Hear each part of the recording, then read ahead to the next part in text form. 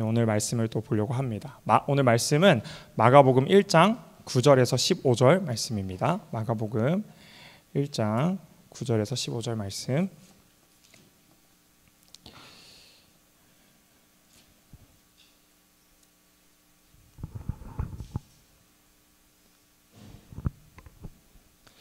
네, 마가복음 1장 9절에서 15절 우리 교독하도록 하겠습니다. 저부터 교독할게요. 시작. 그때 예수께서 갈릴리 나사렛으로부터 와서 요단강에서 요한에게 세례를 받으시고 물에서 올라오실 때 하늘이 갈라짐과 성령이 비둘기 같이 자기에게 내려오심을 보시더니 하늘로부터 소리가 나기를 너는 내 사랑하는 아들이라 내가 너를 기뻐하노라 하시니라.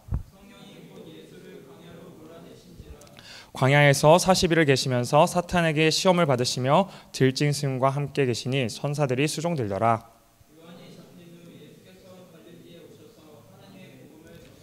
함께 보겠습니다. 이르시되 때가 찼고 하나님의 나라가 가까이 왔으니 회개하고 복음을 믿으라 하시더라. 아멘. 네, 여러분 혹시 스톱 모션이라는 말 들어보신 적 있나요? 스톱 모션? 스톱 모션이란 말 안 들어보셨나요? 에이, 다들 한 번은 보셨을 텐데 이제 저희가 학창 시절에 교과서 끝부분에 이렇게 연속되는 이렇게 그림을 그려서 혹시 이거를 이렇게 넘겨가면서 영상처럼 보이게 하는 그런 장난 혹시 해보신 적 있으신가요? 저는 가끔 했었는데요. 이제 자습 시간에, 야자 시간에 무료함을 버티지 못하고 한두 번 정도. 근데 전 그림을 잘 못 그리긴 하지만 어떤 해본 기억이 납니다. 그러니까 스톱 모션이라는 말 그대로 어떤 정지된 물체를 마치 움직이는 물체처럼 이렇게 보이게 하는 것인데, 네, 이것처럼 어떻게 찾아보니까 새우튀김이 있더라고요. 그래서 한번 가져와 봤습니다. 이거 제가 보니까 간사님이 맛있겠다 이렇게 맛있겠다고 답장을 해주셨는데, 그러니까 지금 보시는 것처럼 하나의 물체를 조금씩 움직여가면서 촬영을 한 이후에 마치 이게 하나의 움직임으로 이렇게 보이는 것처럼 이제 이렇게 하는 그런 기법을 이제 스톱 모션이라고 하는데요. 근데 이것은 우리 자연스러운 움직임이 아니기 때문에, 그러니까 어떤 물리적인 법칙을 따라서 이루어지는 것이 아니라 이제 우리가 촬영하면서 이렇게 만들어내는 움직임이기 때문에 이 스톱 모션에는 창작자의 의도가 담기게 됩니다. 그러니까 실제로 떨어지는 공은 중력의 영향을 받아서 이렇게 자연스럽게 떨어지잖아요. 근데 스톱 모션으로 인해서 떨어지는 공은 그 속도나 그 궤적을 작가가 조절할 수 있는 거죠. 그러니까 스톱 모션에는 작가의 의도와 작가의 생각이 들어가 있다고 보면 될 것 같아요. 그래서 오늘 우리가 함께 읽어본 이 본문은 마치 이 스톱 모션 같은 인상을 저에게 이제 주었는데요.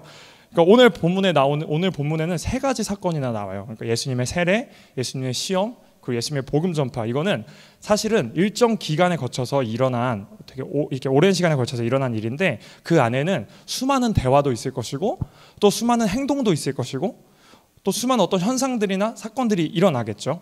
그래서 실제로 이 마가복음이 아니라 다른 복음서를 보면은 이 사건들을 조금 더 상세하고 또 조금 더 길게 기록하는 것을 우리가 알 수 있습니다. 그런데 마가는 이 세 가지 사건을 아주 빠른 속도로 전개하고 있는 것을 우리가 알 수 있어요. 그러니까 그 사이에 있었던 여러 가지 일들을 생략하고 그 사건의 흐름만 보여주려 하는 것처럼 우리에게 보이기도 합니다.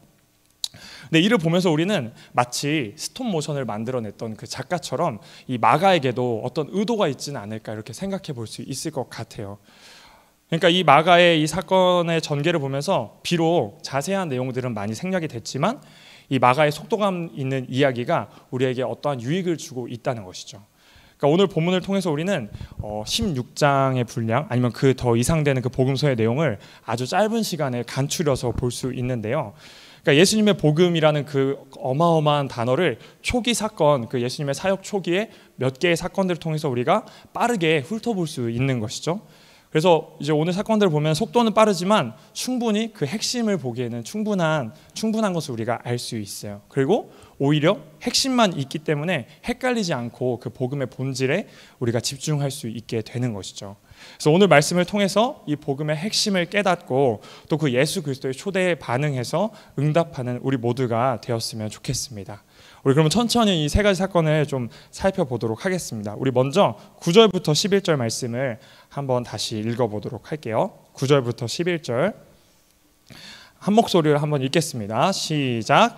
그때 예수께서 갈릴리 나사렛으로부터 와서 요단강에서 요한에게 세례를 받으시고 곧 물에서 올라오실새 하늘이 갈라짐과 성령이 비둘기같이 자기에게 내려오심을 보시더니 하늘로부터 소리가 나기를 너는 내 사랑하는 아들이라 내가 너를 기뻐하노라 하시니라. 아멘. 이 구절은 이 마가의 복음서 상에 예수님의 첫 번째 등장이에요. 그러니까 지난주 말씀에서 우리가 봤듯이 나보다 능력 많으신 이라는 그 마가의 소개 이후에 처음으로 예수 그리스도가 마가복음의 전면에 등장하고 있는 것이죠. 그리고 그 예수 그리스도의 이야기는 세례 사건으로 시작하는 것을 우리가 오늘 말씀을 통해 볼 수 있어요. 이 9절의 말씀을 보면은 그때라는 접속사로 시작하는데요. 여기서 말하는 이 그때라는 것은 바로 우리가 지난주 살펴봤던 그 복음의 그 준비된 상황을 다시 한 번 더 이야기하고 있는 것이에요. 그러니까 하나님의 구원 역사가 바로 마침내 정점을 찍고 있는 바로 그때, 그리고 인간 안에 회개의 영이 부어지고 하나님 앞에 자복하는 마음으로 나아가는 바로 그때가 이 9절에 나오는 그때라는 것이죠. 그래서 흘러가는 우리의 이 시간들 속에서 그 하나님의 은혜가 부어지는 바로 그때를 이제 마가는 언급하면서 구절을 시작하고 있습니다. 그래서 그때 예수님께서는 갈릴리로부터 나아오셔서 세례 요한의 세례를 받는데요. 이 세례 요한은 선지자 이사야의 글에서 예언되었듯이 바로 주의 길을 준비하는 광야의 소리였죠. 그리고 그에게 이 세례를 받음으로써 이 예수 그리스도는 하나님께서 맡기신 사역을 시작하고 있습니다. 근데 여기서 우리가 질문이 하나 생길 수 있어요. 왜 예수님께서는 세례를 받으셨어야 했을까? 왜 예수님이 세례를 받아야 하지? 우리가 지난주 본 것처럼 당시 세례 요한이 전하던 세례는 죄사함을 받게 하는 회개의 세례였잖아요. 그래서 5절에서 보는 것처럼 세례 요한의 세례를 받으려 하는 자들은 전부 다 자기 죄를 자복하는 모습을 가지고 세례 요한 앞에 나아갔는데요. 근데 예수님은 하나님의 아들로서 죄가 없으신 완전히 깨끗하신 분인데 어떻게 죄가 없으신 그 예수님이 죄를 자복하고 또 세례를 받을 수 있을까? 이런 질문이 우리 안에 생길 수 있는 것이죠. 그래서 다른 복음서인 마태복음서를 보면요, 세례 요한이 이 예수님께 세례 주는 것을 거부하는 장면이 나오는 걸 우리가 볼 수 있어요. 그러니까 세례 요한도 예수님께서 자신보다 큰 존재였다는 것을 알고 있었기 때문에 그랬던 것 같아요. 근데 그럼에도 불구하고 이 예수님은 세례를 받으시죠.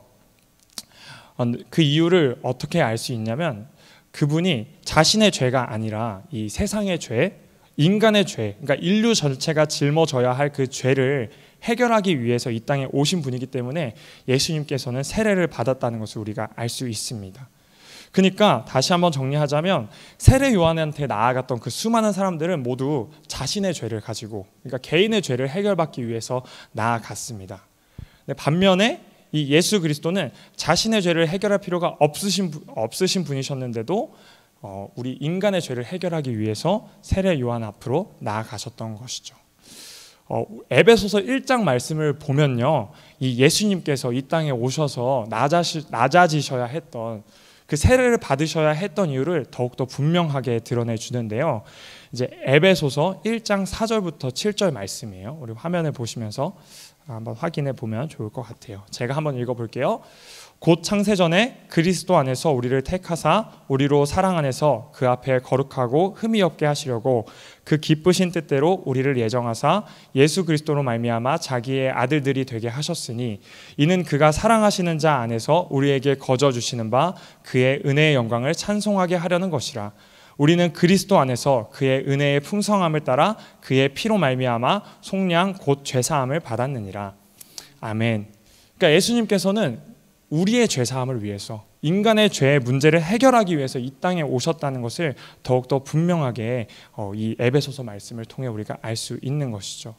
그러니까 예수님은 우리를 위해서, 더 정확히는 우리의 죄를 해결하기 위해서 세상으로 가라 하셨던 그 하나님의 뜻에 순종하신 것이죠. 이 예수님의 모습을 본 세례 요한은 이렇게 말합니다. 요한복음 1장 29절 말씀인데요, 세례 요한의 고백입니다.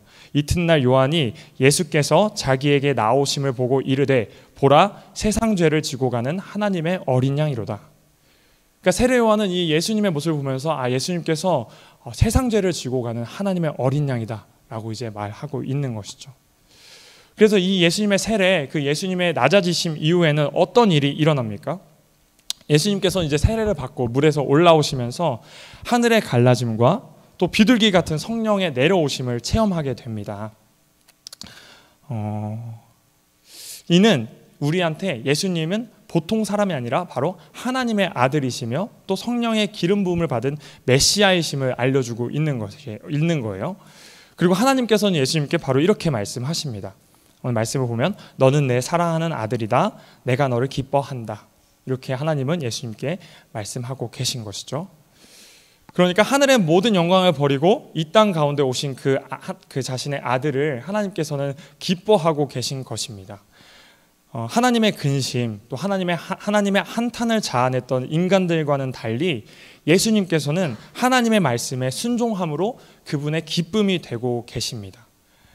그러니까 예수님의 삶을 통해서 인간은 비로소 죄사함의 문제를 해결받고 하나님과 평화를 누릴 수 있게 되는 것이죠. 그러니까 그 예수님의 오심, 그 예수님의 낮아지신 순종은 하나님께는 기쁨이 되고 또 우리 인간에게는 복음이 되는 것이에요. 우리 또 이제 이 세례를 받은 예수님께서 어떤 일을 하시는지 우리 한 번 더 살펴보겠습니다. 12절 13절 말씀인데요. 12절 13절 말씀을 우리 함께 읽어보도록 할게요. 시작. 성령이 곧 예수를 광야로 몰아내신지라. 광야에서 40일을 계시면서 사탄에게 시험을 받으시며 들짐승과 함께 계시니 천사들이 수종 들더라. 아멘. 그러니까 이 예수님의 세례 이후에 이제 예수님은 광야로 가십니다. 근데 여기서 우리가 주목할 수 있는 한 단어는 바로 성령이죠. 성령께서 예수님을 광야로 몰아내셨다는 표현을 우리는 주목할 수 있어요. 그러니까 마태나 누가는 성령께서 이끄셨다는 표현을 사용하는데 마가는 성령께서 예수님을 몰아내셨다라고 표현합니다. 그러니까 이는 진짜 예수님께서 강제적으로 어쩔 수 없이 광야에 가셨다는 뜻은 아니고 바로 예수님께서 그분의 사역을 하시기 위해서 광야에 꼭 가셔야만 했다라는 것을 우리가 볼 수 있는 거예요. 그러니까 이 세례 장면에서 예수님은 하나님의 아들이고 또 하나님의 기쁨이다라고 이제 선포되었죠. 근데 이제는 그 세례 그 요단강에서 벗어나서 아무도 없는 그 고독한 광야의 길을 예수님께서는 걸어가셔야만 하는 것이죠. 근데 여기서 또 40이라는 숫자가 나옵니다. 이 40일이라는 숫자는 이스라엘 백성에게는 아주 의미 있는 것이죠. 출애굽의 영웅 그 모세는 젊은 시절에 40년 동안 광야에서 도망치는 인생을 살았습니다. 그리고 또 유월절과 홍해 사건을 통해서 그 하나님의 구원을 체험한 이스라엘 백성 또한 40년 동안 광야에서 방황하는 것을 우리가 구약을 통해 알 수 있죠. 또 우상들과의 영적 전투에서 완벽하게 승리를 하고 승리를 거두었던 엘리야 선지자 또한 40일 동안 광야에서 고독하고 무기력한 시간을 보냈던 것을 우리는 구약 말씀을 통해 알 수 있습니다. 그러니까 이렇듯이 이 영광스러운 구원 그리고 이 승리 이후에는 곧바로 어려움, 문제, 갈등이 발생하곤 하죠. 그리고 또 그 시간들을 통해서 우리 신앙, 우리 믿음의 진짜 모습이 드러나기도 합니다. 그러니까 우리가 어떤 믿음 또 어떤 신앙을 가지고 있는지는 문제가 찾아올 때, 어려움이 찾아올 때 비로소 알 수 있게 되는 것이죠. 예수님을 믿음으로써 구원을 받는 것이 어찌 보면 신앙의 끝이라고 우리는 생각할 수 있습니다. 그런데 사실 그것은 구원의 시작인 것이에요. 그러니까 우리가 수련회 가서 은혜를 많이 받잖아요. 은혜를 많이 받았는데 사실 그 수련회가 끝나고 나아가는 세상은 녹록지 않은 것이죠. 왜냐하면 하나님을 알지 못하는 그 세상은 예수님의 복음, 하나님의 은혜 이런 것들을 그렇게 좋아하지 않기 때문이에요. 그러니까 인간적으로 이해되지 않는 이런 기독교의 교리라든지 아니면 모순되는 그런 종교인들의 행동, 또 도덕적으로 이렇게 이탈하고 있는 그런 종교인들의 행동을 보면서 오히려 예수 그리스도의 이름을 욕하고 또 잘 믿고 있는 그 예수님의 제자들을 욕하기도 하는 것이 바로 이 세상인 것이에요. 그리고 그러한 어려운 세상 속에서 그런 문제들 속에서 우리는 승리하지 못할 때가 아주 많습니다. 부지기수인 것이죠. 그 이유가 무엇일까요? 왜 예수님께서는 이 땅에 오셔서 우리에게 승리했다고 말씀하셨는데 왜 우리는 여전히 세상 가운데서 승리하지 못하고 있을까요? 그것은 바로 사탄이 계속해서 우리에게 심어주고 있는 그 시험 때문이고, 그 시험을 이기지 못하는, 우리 스스로는 해결할 수 없는 죄된 본성이 있기 때문이에요. 그러니까 우리 그 죄된 본성의 허들을 뛰어넘지 못했기 때문에 우리는 승리를 맛보지 못하고 있는 것이죠. 그런데 이것은 창조의 시대부터, 그러니까 이 세상이 창조되었던 그 시대부터 계속해서 수많은 실패를 경험하고 있다는 것을 우리는 알 수 있어요.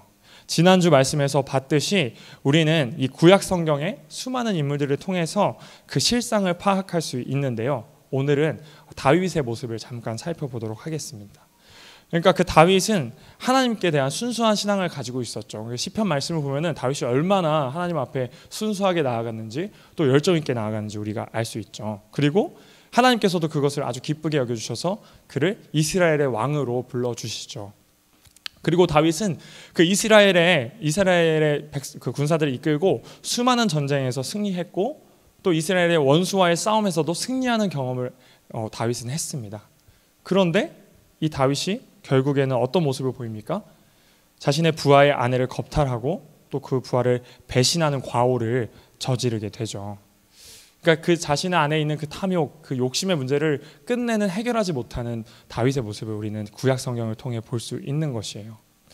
이 다윗 외에도 인간 내면에 있는 그 죄성을 넘지 못하고 또 사탄의 그 시험을 이겨내지 못한 사례가 계속해서 성경에 반복되고 있습니다. 근데 이 성경과 마찬가지로 우리 또한 삶 속에서 바로 이러한 실패와 좌절을 반복하는 것을 우리는 알 수 있죠. 그러니까 예수님께서는 이러한 인간의 고질적인 문제, 이 죄된 본성의 문제를 해결하시기 위해서 광야로 들어가고 계신 것이에요. 비록 마가복음에서는 자세하게 나오진 않지만 이 사탄의 시험과 유혹을 하나님의 말씀으로 이겨내시면서 예수님은 승리하고 있습니다. 그러니까 하나님의 말씀대로 순종의 세례를 받았던 것처럼 이제는 하나님의 말씀으로 사탄의 유혹, 그 교묘한 전략을 이겨내면서 인간의 죄의 문제를 해결하고 계신 것이죠. 예수님께서는 사탄의 시험을 통과하신 것이에요. 그러니까 인류의 첫 번째 대표였던 그 아담은 사탄의 시험을 통과하지 못했지만 두 번째 대표이신 우리 예수님은 그 시험을 통과하고 사탄에게 승리하신 것이죠. 그런데 여기서 또 우리한테 질문이 생길 수 있어요. 그게 우리랑 무슨 상관이냐? 예수님의 승리가 우리는 여전히 연약하고 부족한데 왜 우리는 예수님의 승리와 어떤 연관이 있느냐, 이런 질문이 있을 수 있죠. 그런데 상관이 있습니다. 왜냐하면 예수님께는 사랑의 성품이 있기 때문에 그렇습니다. 그러니까 이 예수님의 승리는 그냥 예수님 개인의 승리에서 끝나는 것이 아니라 우리가 살아가고 있는 이 인생과 세계에 소망과 위로를 주는 것이죠. 우리 히브리서 말씀을 잠깐 보겠습니다. 히브리서 4장 15절에는 이렇게 이야기하고 있는데요. 우리에게 있는 대제사장은 우리의 연약함을 동정하지 못하실 리가 아니요 모든 일에 우리와 똑같이 시험을 받으시니로되 죄는 없으시리다. 그러니까 아담의 불순종은 사망을 만들어냈고 온 세계에 신음을 자아냈습니다. 그런데 예수님의 시험과 예수님의 전투와 승리는 우리에게 새로운 희망을 주었고 새로운 시대의 도래를 보여주고 있는 것이죠.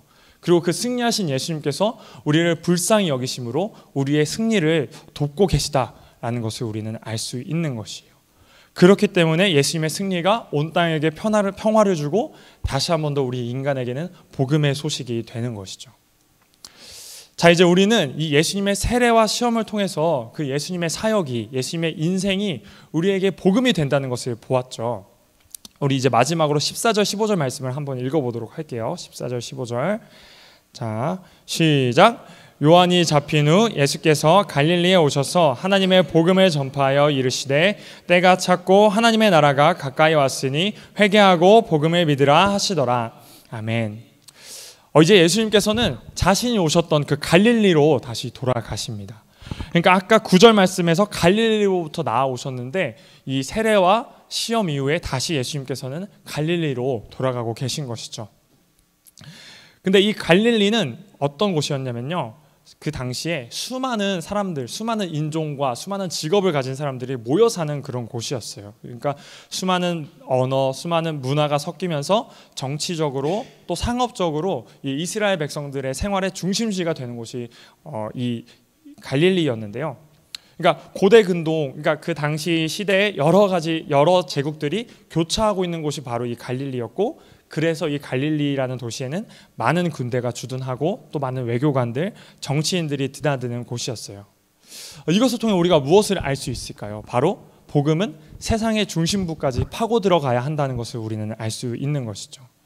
그러니까 복음은 변두리에서 생겨나서 끝나는 것이 아니라 그 변두리에서 생겨난 복음이 이제는 세상의 중심, 그 전쟁 같은 삶 속의 중심에서 복음이 역사하고 있다는 것을 우리는 알 수 있는 것이죠. 그러니까 예수님은 그 자신을 이제 세상의 중심으로 보내고 계십니다. 그러니까 복음은 평온하고 조용한 곳을 중심으로 역사하는 것이 아니라 바로 충돌과 위협, 그리고 다양한 인종과 활동이 일어나는 곳에서 시작한 것을 우리가 볼 수 있습니다. 바로 그곳에서 예수님은 그 갈릴리에서 복음을 선포하십니다. 15절을 보면요, 예수님께서는 때가 찼고 하나님의 나라가 가까이 왔다라고 말씀하고 계십니다.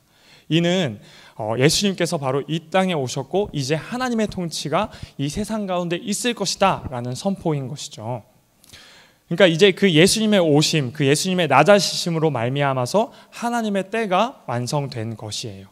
근데 여기서 말하는 이 때라는 말은 카이로스라는 말인데요.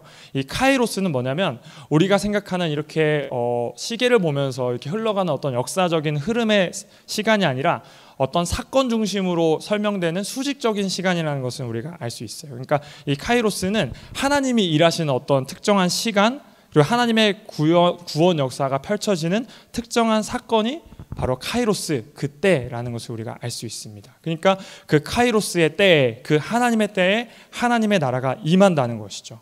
예수님의 승리로 이 땅 가운데 하나님의 왕국을 다스릴 왕이 오셨다고 이제 예수님은 이야기하고 계십니다.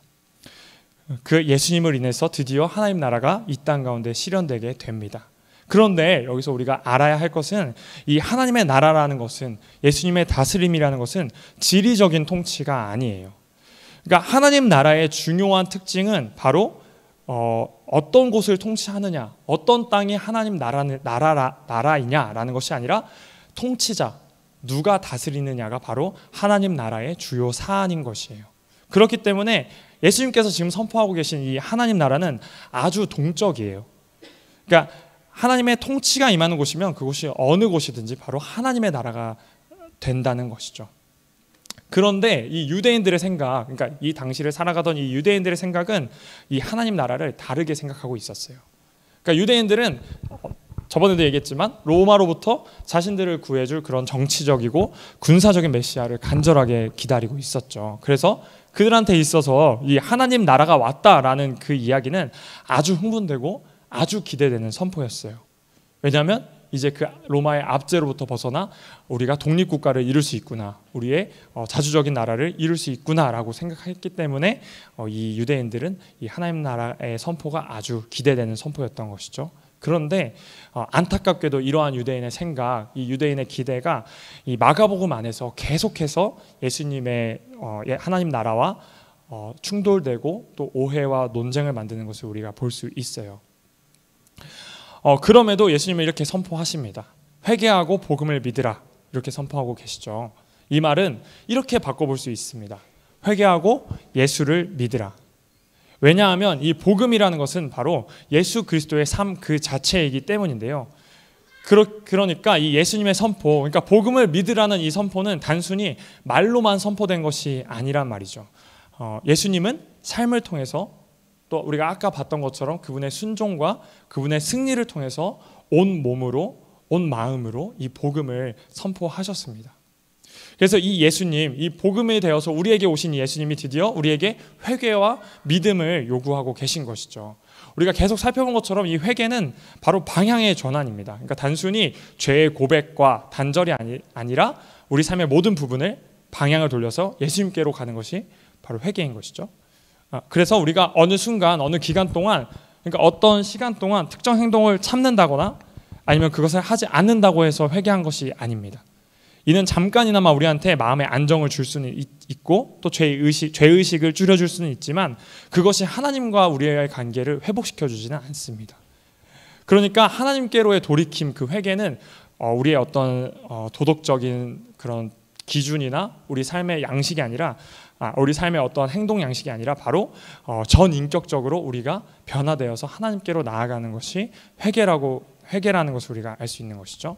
근데 그렇기 때문에 이 회개는 고통과 어려움이 따릅니다. 왜냐하면 익숙하지 않은 행동과 또 익숙하지 않은 삶의 습관을 훈련해야 하기 때문에 이 회개는 우리한테 좀 어렵다고 볼 수 있어요. 그런데 우리는 이 회개의 전환, 이 전환을 통해서 우리는 하나님께 나아갈 수 있는 것이죠.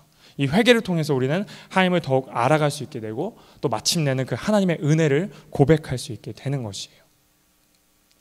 다시 한 번 더 정리하자면 그 낮아지심, 그 세례로 인해서 우리 죄를 해결해 주신 그 예수님, 그리고 시험을 통과함으로 우리 인간의 역사에 승리할 수 있다는 희망을 보여주신 그 예수님께서 이제는 우리를 그 회개함으로 하나님 나라로 초대하고 계신 것이죠.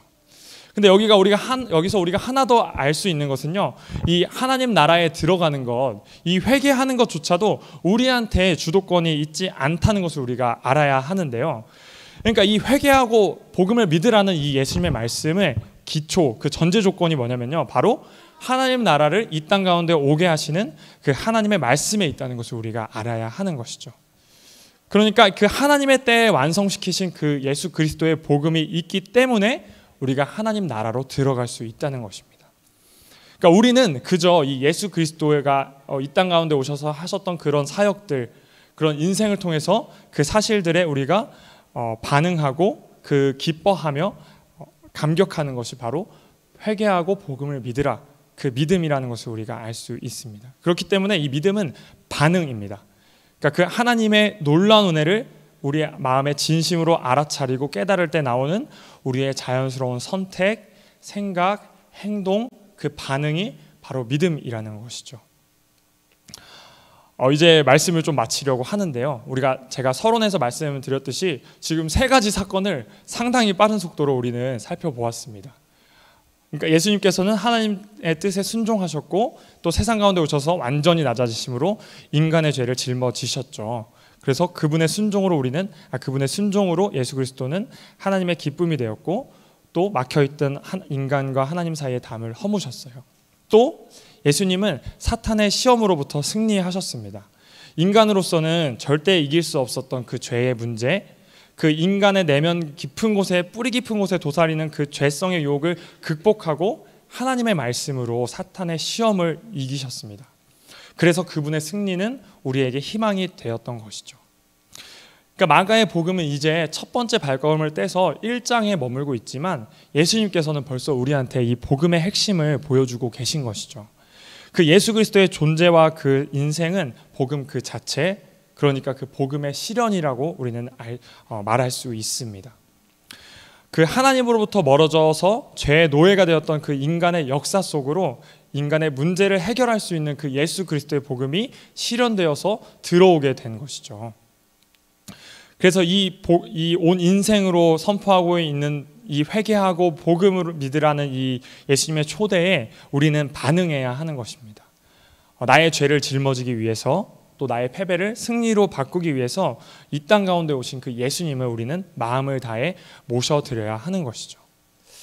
만약에 그 예수 그리스도가 우리에게 그냥 단순히 위대한 일을 한 사람, 아니면 좋은 정신, 좋은 삶의 행동을 알려주는 도덕적인 선생 정도에 머무른다면 우리는 진정으로 복음을 받아들이는 것이 아닙니다. 예수님께서 우리의 삶으로 우리 인간의 역사 속으로 걸어 들어오셨듯이 우리도 우리 인생의 방향을 바꿔서 예수 그리스도 그 복음으로 들어가야 하는 것이죠. 우리가 그 복음 안에 거할 때 우리는 진정으로 그 예수님의 낮아지심에 동참할 수 있고 하나님의 기쁨이 될 수 있습니다. 그리고 그 복음 안에 거할 때 우리가 예수님의 승리에 동참함으로 세상의 희망과 빛과 소금이 될 수 있는 것이죠. 또한 예수님께서 선포하셨던 그 하나님 나라, 그 예수님의 통치 안에 거함으로 우리는 그 나라의 거룩한 백성이 될 수 있습니다. 그러니까 우리의 삶이 비록 이 세상을 살아가지만 하나님의 다스리심, 예수 그리스도의 통치를 받음으로 하나님 나라를 맛보며 살아갈 수 있는 것이죠. 사랑하는 여러분, 우리 삶 속에 이 복음이 되어서 들어오신 그 예수님과 우리가 함께 거하며 살아갑시다. 날마다 그 복음을 상고하고 묵상하고 누리면서 더욱 예수 그리스도의 제자로 또 그 하나님 나라의 거룩한 백성으로 살아가는 우리 모두가 되기를 간절히 바라겠습니다.